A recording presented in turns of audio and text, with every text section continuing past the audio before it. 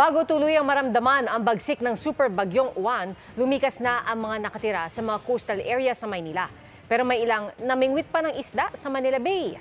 Nakatutok si Von Aquino. Taga rito na malapit po tayo sa dagat, kayo po ay inanyayahan na mag-evacuate na po. Dahil ito po ay papalakas na, lalo na mamayang gabi. Umaga pa lang nag-ikot na ang mga tauhan ng barangay Manila CDRRMO at BFP sa Baseco, Tondo para paalalahanan ang mga residenteng nakatira sa gilid ng Manila Bay at Ilog na lumikas na sa evacuation center. Pati ang mga namimingwit ng isda at mga tumatambay sa tabi ng Manila Bay sa port area, pinagsabihan ng mga otoridad.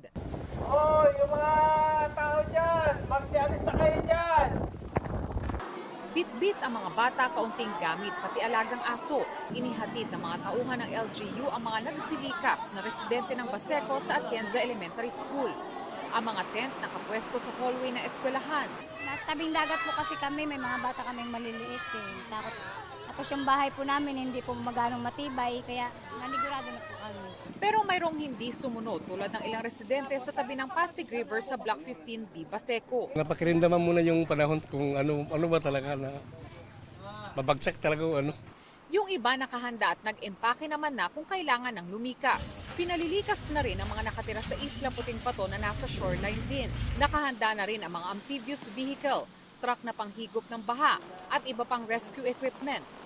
Ipinag-utos ng Manila City LGU ang price freeze sa basic commodities sa mga pampublikong palengke sa lungsod. Na hindi pwedeng pagsamantalahan o maabuso ang kapakanan ng consumer. No? Kaya po ito mga sumusunod na hindi po pwedeng magbago, magkagulatan sa presyo sa ating mga mamimili sa lungsod ng Maynila. Alas 12 ng tanghali nang bumuhos ang pabugso-bugsong malakas na ulan. Ramdam din ang malakas na hangin sa Rojas Boulevard at Baywalk. Para sa GMA Integrated News, Von Aquino, nakatutok, 24 oras.